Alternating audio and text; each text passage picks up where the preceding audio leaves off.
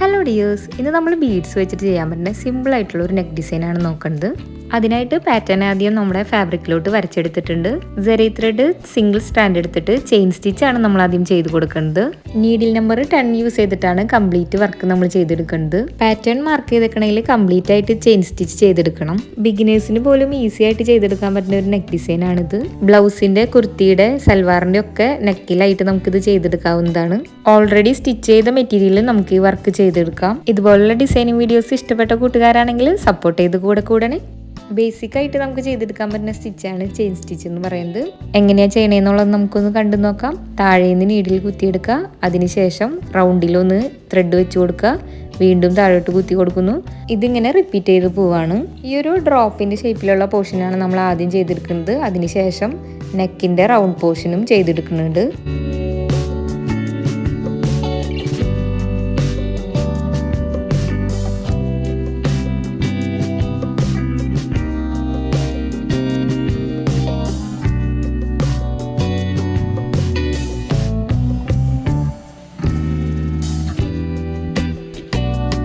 ഇപ്പോൾ pattern complete ആയിട്ട് ചെയ്തെടുത്തു. ഇനി നമുക്ക് ഒരു ലെയറും കൂടി ചെയിൻ സ്റ്റിച്ച് ചെയ്തെടുക്കാനുണ്ട്. നമ്മൾ ആദ്യം ചെയ്ത് കൊടുത്ത ചെയിൻ സ്റ്റിച്ചിൻ്റെ തൊട്ടടുത്ത് കൂടെ ആയിട്ടാണ് നമ്മൾ അടുത്ത ലെയർ ചെയ്തെടുക്കുന്നത്. ഇങ്ങനെ നമ്മൾ ചെയ്തെടുത്താൽ ആരി വർക്കൊക്കെ ചെയ്യണതിൻ്റെ ഒരു ലുക്ക് കിട്ടും.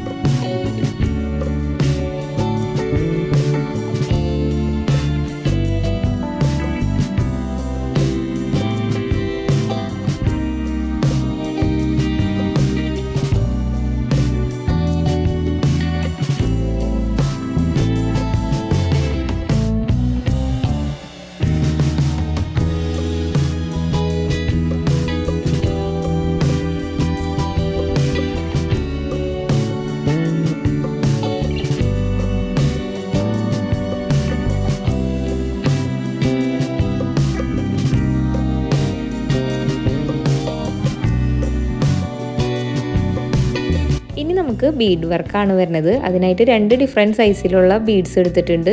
ആൻറ്റിക് ഗോൾഡൻ ബീഡ്സ് ആണ് കേട്ടോ നമ്മൾ എടുത്തിരിക്കുന്നത്. 2 and 4 ആണ് സൈസ് വരുന്നത്. വീഡിയോയിൽ കാണുന്ന പോലെ ഒന്ന് തുന്നിയെടുക്കാം.